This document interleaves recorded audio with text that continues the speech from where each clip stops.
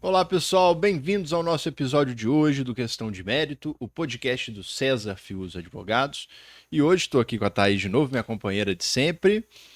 E o tema de hoje, também sobre transdisciplinaridade, né?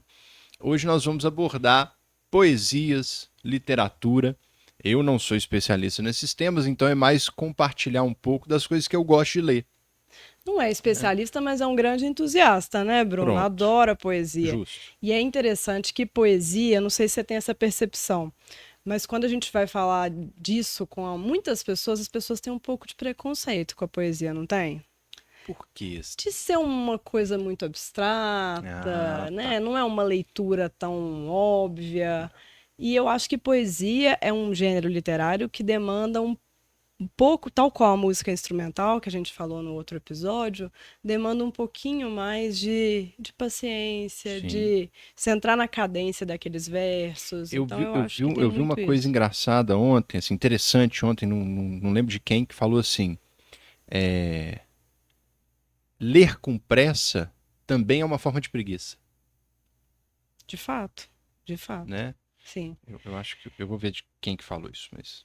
Bom, e você quer começar falando sobre alguma poesia ou eu começo Aqui, ó, aqui? foi o Rodrigo Gurgel. Rodrigo Gurgel. É, achei interessante isso, né?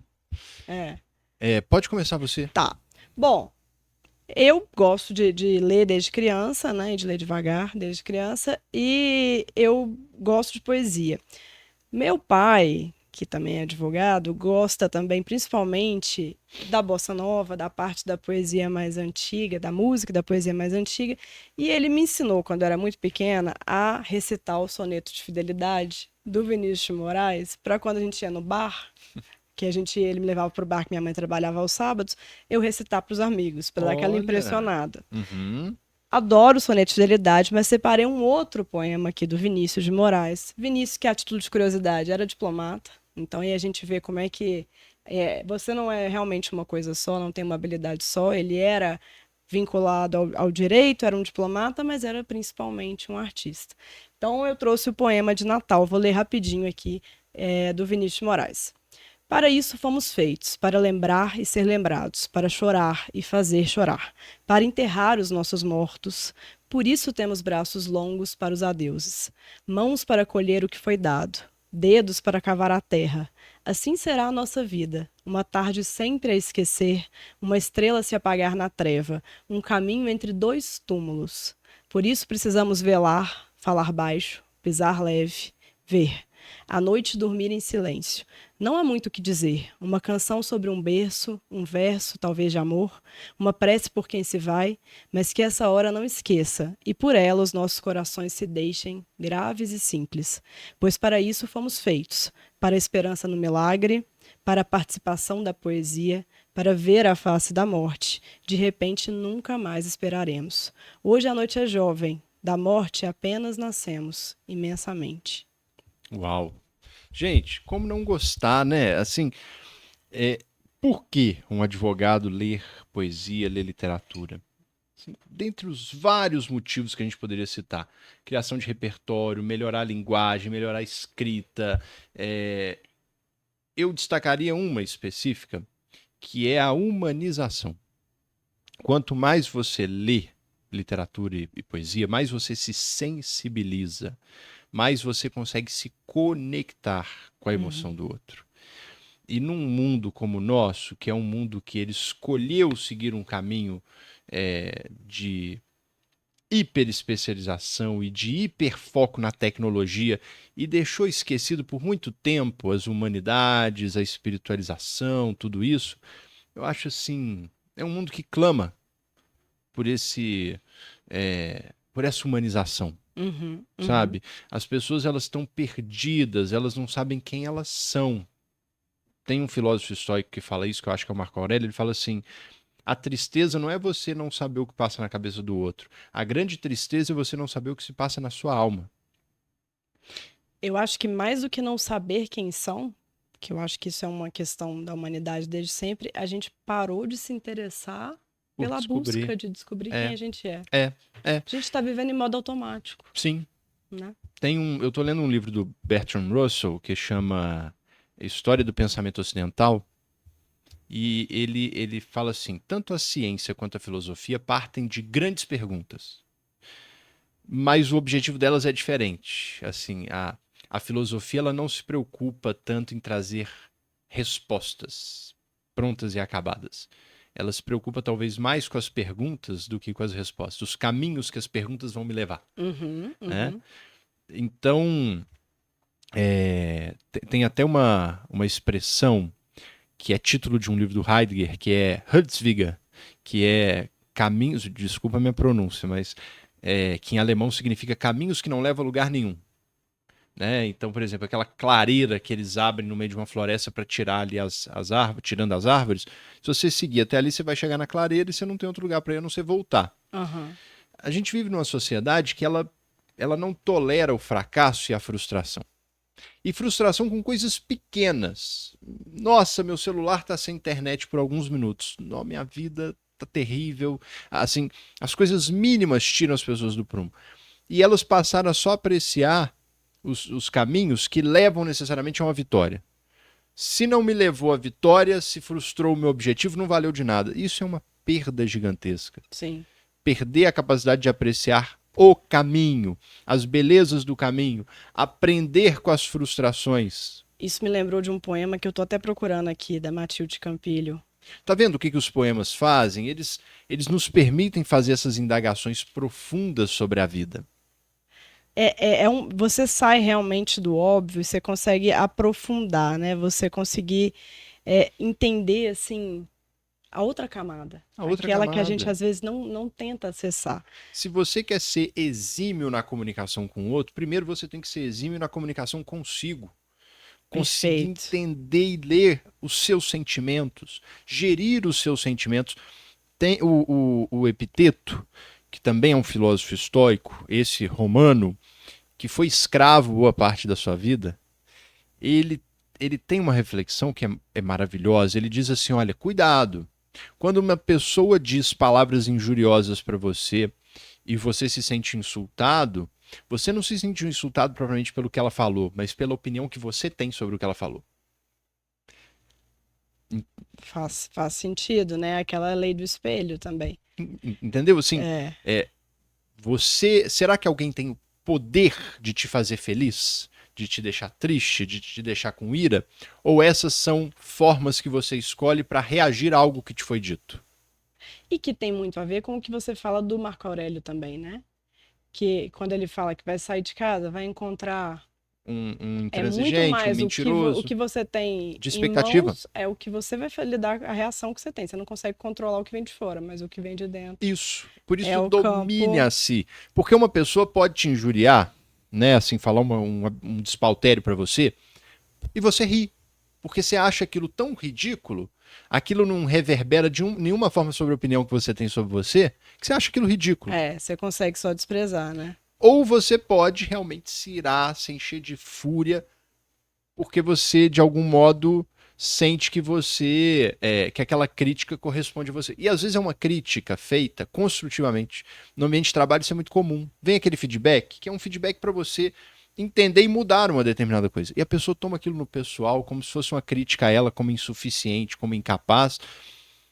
E por quê? Porque aquilo reverbera nela num sentimento que ela escolheu reverberar. Uhum. Tanto que o Epiteto ele diz assim: olha, quando você ouvir uma coisa que você não gostou de ouvir, evite simplesmente reagir no primeiro momento. Se acalme, dê um tempo. Normalmente a sua resposta, depois que você se acalmou, vai ser diferente do que seria aquela primeira resposta de uma reação, de uma simples reação ao que foi dito. Uhum. Então, eu acho interessante a gente pensar isso. Em muitas situações, a forma como eu reajo ao que uma pessoa me disse, de certa forma é uma escolha minha, um sentimento que eu escolhi reagir àquilo, eu posso escolher outro. Eu posso escolher rir de um xingamento, de uma ofensa que eu não concordo com ela. Uhum. Ah, você é um preguiçoso. Eu rio daquilo. Porque eu sei que eu não sou um preguiçoso, aquilo não reverbera em mim. Mas se eu de fato acho que eu sou um preguiçoso, jogo pro meu inconsciente aquilo e vou convivendo com aquilo escondido. E alguém joga luz naquilo, é óbvio que eu fico com raiva. Sim. Então, uma questão de autoconhecimento. E a poesia, a literatura, como elas trabalham muitas vezes essa matéria-prima que é a vida humana, que é a natureza humana, as tragédias, né, as comédias. Então, é interessante você... no livro do Isaiah Berlin, ele menciona que é como se fosse a arte fosse uma inoculação, uma vacina. Você pode ver um outro sofrendo, vivendo as tensões, sem que você tenha que viver aquilo na sua pele e aprender. Uhum. É uma inoculação, entendeu? Então eu acho que assim é fundamental principalmente para o advogado que lida com pessoas o tempo Tem, inteiro e conflitos, né? tem uma frase da Cora Cora... Não, da... Ai, gente, hoje eu tô ruim das referências. Bom, mas eu vou ler um poema que eu trouxe de um poeta contemporâneo. Vou ler aqui um para a gente analisar, que eu acho ele muito bonito. Porque todo mundo tem uma falta. Quem sabe, até mais de uma. Porque todo mundo é feito da falta. Da falta que fez o amor, da falta que fez saber, da falta que fez saber antes, da falta que o tempo faz, da falta que você faz, da falta que você me faz. Mas a falta que você me faz é diferente. Dói mais.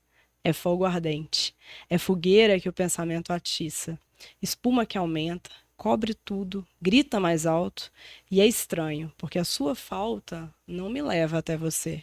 Às vezes me leva para mais longe. Não sei para onde. Adormece o tempo, embrulha e desembrulha tudo, embala a vontade até ela dormir e acordar novamente, ainda mais sedenta de você.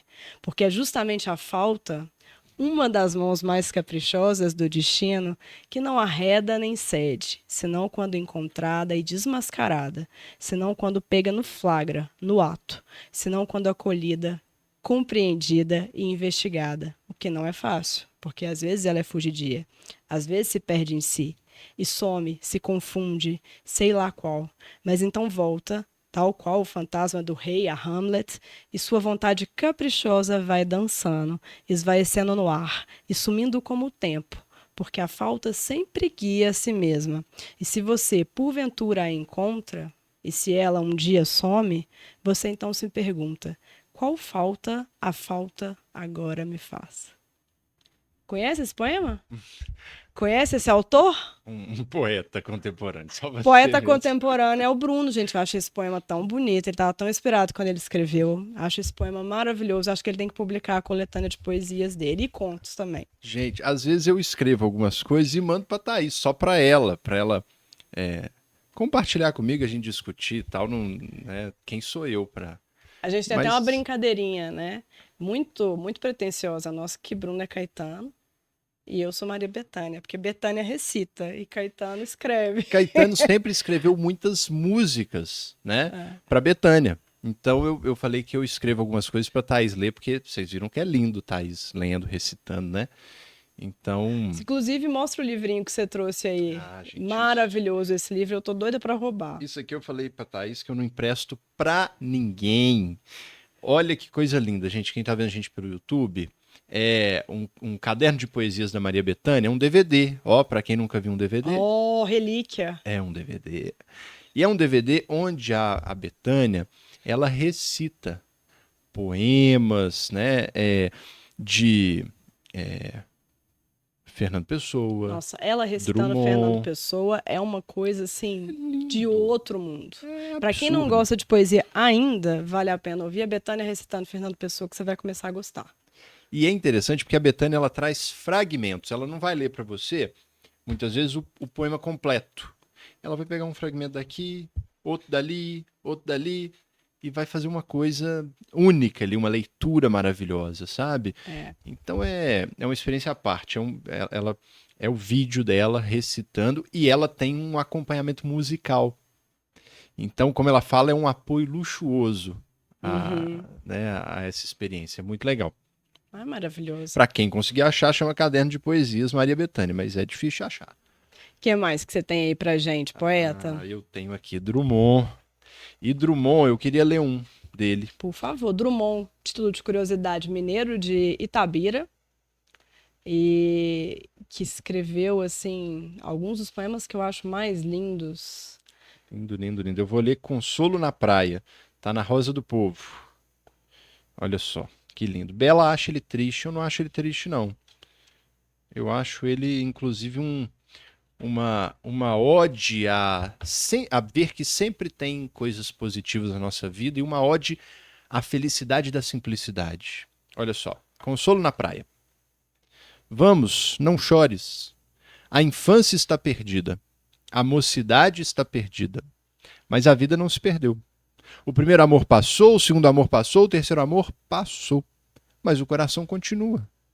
Perdeste o melhor amigo? Não tentaste qualquer viagem? Não possuís casa, navio, terra? Mas tens um cão. Algumas palavras duras em voz mansa te golpearam. Nunca, nunca cicatrizam. Mas e o humor? Olha a escolha da emoção para reagir a um insulto ou alguma coisa, né? A injustiça não se resolve, a sombra errada do mundo é. Desculpa. A injustiça não se resolve, a sombra do mundo errado murmuraste um protesto tímido, mas viram outros. Tudo somado, devias precipitar-te de vez nas águas. Estás nu na areia, no vento. Dorme, meu filho. Isso aqui fala Eu com a acho alma da gente. fantástico. Eu acho que isso aí é um poema de humor, na verdade. Ele tinha uma leveza. Tinha. Apesar de ter esse peso que é intrínseco a gente que é de Minas, né? Acho que por estar cercados por serras e a questão até de Itabira ter muito minério, né? Você sabe Sim. que é uma das cidades que tem maior índice de suicídio aqui? Não sabia. Por causa, também dizem que tem a ver com isso, né? Com essa parte do minério. Então ele tinha essa coisa fechada do mineiro, mas ele tinha um humor, uma camada de humor ali por trás que era fantástica, né? É fantástico. E Drummond é Quer dizer, maravilhoso. ele está dizendo assim: você está carregando um monte de mochilas, de expectativas, que a sua felicidade depende de coisas tão grandiosas, mas olha as coisas simples, Sim. as coisas que estão no seu controle, como por exemplo a forma como você vai reagir a algo que te dizem, né? Olha o cãozinho que você tem, o seu coração está aí, já foi partido algumas vezes, mas está aí, né? A sua infância passou, a sua mocidade passou, mas você está vivo, a vida continua, tem outras experiências. Isso é muito lindo. É, muito né? bonito. E aí, eu trouxe outras coisas aqui para a gente ver outros estilos. Um que eu gosto muito, eu mandei até esse poema para a Thaís, ela gostou, é o Byron. O Byron é um romântico. Sim. Né? O Byron é um romântico e ele é aquele que realmente busca falar do interior da sua alma. Sensações. E ele tem um poema que eu acho muito Explica só o interessante. que é esse romântico, Bruno, que não é um romântico no sentido que a gente conversa hoje afetivo, de uma pessoa emocionada, não. Não. É um romântico do período do romantismo, Do né? romantismo, né? Ele é inglês, mas ele foi muito influenciado pelo romantismo, o movimento romântico alemão, né? Que é esse movimento que, de algum modo, se contrapunha a alguns dos ideais do iluminismo francês, né? A um racionalismo extremo, os românticos acreditavam, é difícil a gente conseguir aprofundar nisso, mas os românticos, eles achavam que você querer racionalizar tudo na esfera humana, você querer fazer o que Newton fez com a física, leis universais, e fatiar o homem e tentar achar uma essência humana e respostas humanas, isso seria reduzir o homem, seria tirar do homem o que é próprio seu, que é essa inescrutabilidade, não sei se é isso, mas essa dificuldade de você investigar algo tão complexo quanto o homem, quanto o ser humano. Entendeu? Então o romântico ele tem muito essa contraposição a esse ideal racionalista extremo. Essa codificação, sistematização da alma humana, que na verdade é um grande emaranhado de pontos interligados complexos, eu acho que é muito nesse sentido. E aí você achar que existem assim regras racionais é você compartimentalizar muito o homem, a experiência humana e tolher, fragilizar, acorrentar o homem, sabe? Perfeito. Então, um exemplo desse romantismo é esse poema do Byron, que ele diz o seguinte, chama Versos Gravados numa Taça Feita de um Crânio. Ele já começa dizendo assim: não te assustes, nem penses que minha alma é finda. Em mim contemplarás a única caveira da qual, contrário ao crânio de quem vive ainda, jamais verás sair de dentro alguma asneira. Eu vivi, eu amei, eu bebi, como tu. Eu morri, mas a terra não terá meus restos. Enche logo, não vai me causar mal algum. Os vermes tinham lábios muito mais infestos. Prefiro dar abrigo às uvas borbulhantes que para as crias asquerosas da minhoca.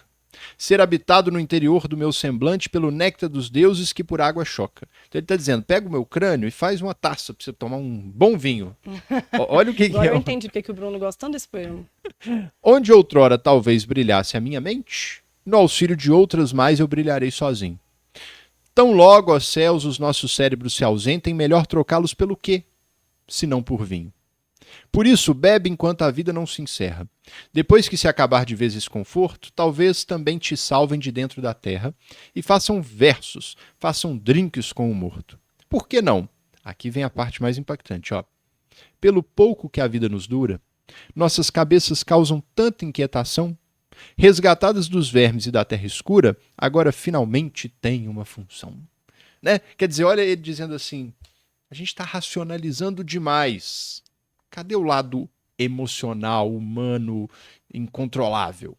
Sim, Né? Então já é uma outra visão uma outra perspectiva. que a poesia nos proporciona. E aí a gente pode ir para o Eliot. Deixa eu só ver o seu Fernando Pessoa. Sim, isso aqui também é Porque outra relíquia, né? talvez eu ainda ache mais um ponto. Mas fala do Eliot, que você estava gostando de falar dele nos últimos dias.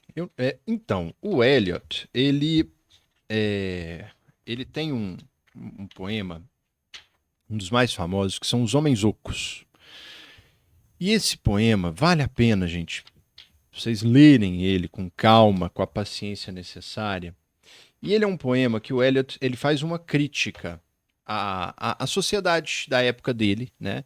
Primeira metade do século XX, mas eu me pergunto se isso talvez não tenha até piorado de lá para cá, né? Ele fala, quando ele fala em homens ocos, somos homens empalhados, apoiados todos juntos com chapéus cheios de palha. Ele está fazendo referência a uma sociedade, de certo modo, apática, de homens que pararam de se preocupar com a busca das virtudes, dos valores e cederam a uma massificação, né? Uma sociedade que se massificou e as pessoas estão aí realmente despreocupadas com qualquer questão de virtude, assumiram papéis sociais e estão simplesmente sendo levados. Uhum. E é um poema riquíssimo porque nele tem referência à Divina Comédia, do Dante. Do Dante Alighieri. A uma parte do purgatório. E no final, gente, vale ouvir esse poema em inglês, porque o Eliot ele tinha uma preocupação muito grande com a musicalidade, com o ritmo na escolha das palavras. Então, vocês podem colocar no YouTube depois esse poema, que em inglês é The Hollow Man, e coloca ele recitando.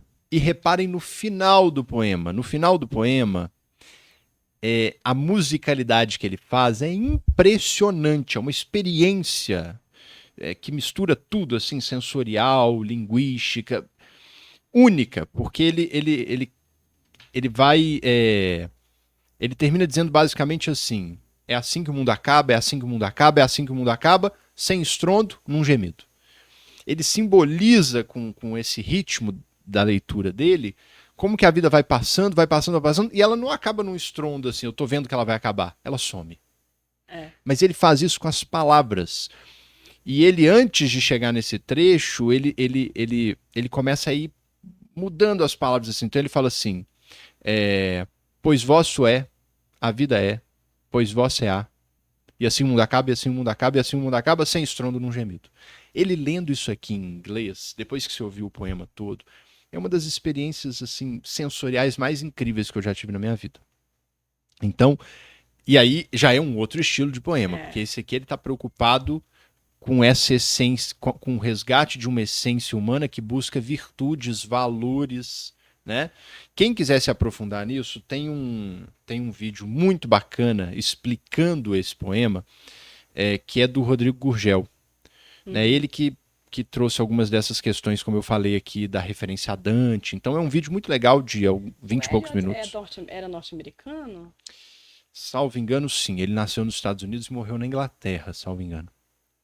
A gente tende a pensar que a morte é um grande evento, né?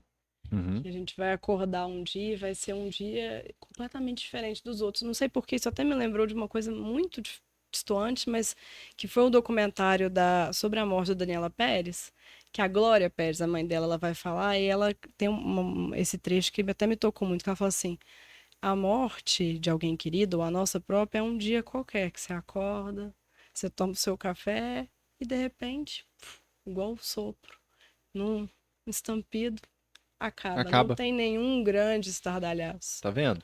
É, me Então, o lembrou tempo vai disso. passando, é um dos temas que a gente falou hoje aqui várias vezes, o tempo, né? O tempo tá passando. É. E esse poema dele, assim, tem essa musicalidade, tem essa beleza de criar, assim, muito visualmente. Quando ele fala os homens de palha, eu lembrei de Heráclito de Éfeso, que Heráclito, que é um filósofo pré-socrático, num dos fragmentos dele, ele fala o seguinte: olha, os homens cavam muito para achar pouco ouro. Uhum. E para aqueles que acham que é tarefa demais, é difícil demais ter que cavar muito para achar pouco ouro e desiste, ele fala assim: os burros preferem a palha do que o ouro. Então a palha que aparece aqui no Eliot também Uhum. aparece lá no Heráclito como uma simbologia para aquela pessoa que se contenta com pouco, em termos de virtudes, em termos de. Vive uma vida em que ela não faz essas investigações que são dolorosas, né? É. Quem eu sou, o que, que eu Me busco. lembrou agora outra coisa, um livro que eu já te indiquei, que é até uma indicação da Fatinha, professora que já foi convidada nossa aqui, que é Alma e Moral, do Newton Ah, eu Bonder. comprei ele. Comprou? Não li ainda, mas Que comprei. fala que existe um caminho longo, curto e um caminho curto, longo. Eu acho que também tem Perfeito. muito a Tem tudo ver a com ver, tudo a isso. ver. É isso, assim, você vai cavar muito, vai achar pouco ouro, mas construir virtudes é É, difícil. Quem é. acha que isso é difícil demais vai se contentar com a palha. Olha os homens de palha que o Eliot fala, os homens ocos, os homens vazios. Sim. E eu acho que tem um pouco a ver com isso também. Achei aqui no seu livrinho, que eu sou doida pra furtar, A inclusive, obra poética do Drummond, edição especial de Fernando Pessoa. sebo. Oh, desculpa, a obra poética do Fernando Pessoa. Eu falei quem? Você falou Drummond, mas Ah, tudo bem. do Fernando Pessoa, porque eu também tenho uma edição dele de capa dura. Do Fernando Pessoa, que eu ganhei de presente de aniversário, de sebo, uma coisa assim raríssima, né? Raríssima, por isso que eu tenho tanta vontade de furtar, fica a dica. Mas só rapidinho para finalizar, que a gente já está estourando o tempo, o poema chama Os Versos Quaisquer, do Fernando Pessoa. Eu vou ler um trecho que diz o seguinte: vive o momento com saudade dele já ao vivê-lo. Barcas vazias sempre nos impele como a um solto cabelo, um vento para longe, e não sabemos, ao viver, que sentimos ou queremos. É maravilhoso. Fernando Pessoa. Ah, eu vou querer ler um dele também. Então vai lá, pega um seu aí, Posso? claro, pra gente finalizar com a sua frasezinha. O meu preferido dele é Passagem das Horas, que quem escreve é o heterônimo dele, que é o Álvaro de Campos. Só relembrando, gente, Fernando Pessoa, ele tinha os heterônimos, a gente já conversou isso em algum episódio, que Uhum. eram outras identidades, ele criava um personagem completo para poder trazer linguagens diferentes. Então ele tem o Álvaro de Campos, ele tem o Ricardo Reis, acho que são mais de 9, né? São vários. Tem os três principais, né? 341. Olha só, Passagem das Horas. Vou ler só trechos dele. Isso aqui é um poema para você colocar a Maria Bethânia no YouTube recitando os fragmentos Nossa. dele, tomar um bom café olhando Ou pela vinho, janela. gente, também. O vinho, ele harmoniza perfeitamente bem com uma boa poesia. Harmoniza. Passagem das Horas.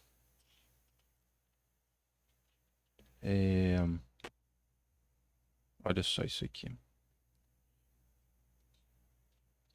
Trago dentro do meu coração, como num cofre que se não pode fechar de cheio, todos os lugares onde estive, todos os portos a que cheguei, todas as paisagens que vi através de janelas ou vigias ou de tombadilhos sonhando. E tudo isso que é tanto é pouco para o que eu quero. Ah, Viajei por mais terras do que aquelas em que toquei. Vi mais paisagens do que aquelas em que pus os olhos. Experimentei mais sensações do que todas as sensações que senti.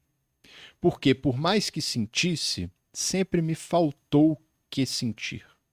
E a vida sempre me doeu, sempre foi pouco, e eu infeliz. A certos momentos do dia recordo tudo isto e apavoro-me. Penso em que é que me ficará desta vida aos bocados, deste auge, desta entrada às curvas, deste automóvel à beira da estrada, deste aviso. Não sei se a vida é pouco ou demais para mim. Não sei se sinto de mais ou de menos, não sei.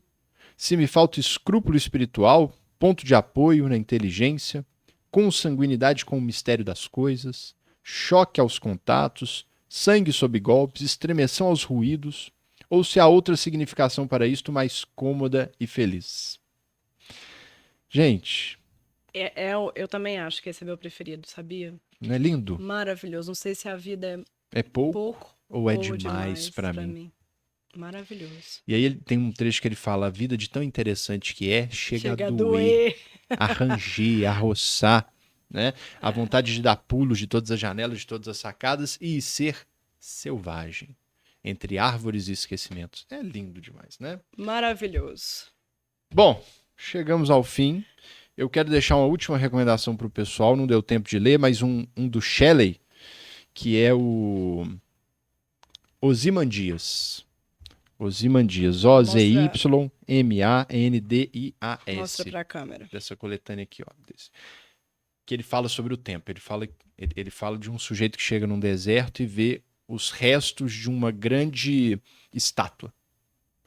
E ali o tempo mostra todo o seu poder. Você pode ser o rei, o imperador que for, construir o monumento que for. Eu sou mais forte. Você vai passar, esse monumento vai passar. Entidade mais democrática que existe. O tempo. Passa igual para todos. Maravilhoso. Muito obrigado, Thaís. Obrigada, pelas Bruno. reflexões. Obrigada, pessoal. Espero que vocês tenham gostado desse episódio, um tanto quanto diferente, mas, na minha opinião, um dos mais interessantes que a gente já gravou. Gostei muito também. Um abraço, pessoal. Abraço.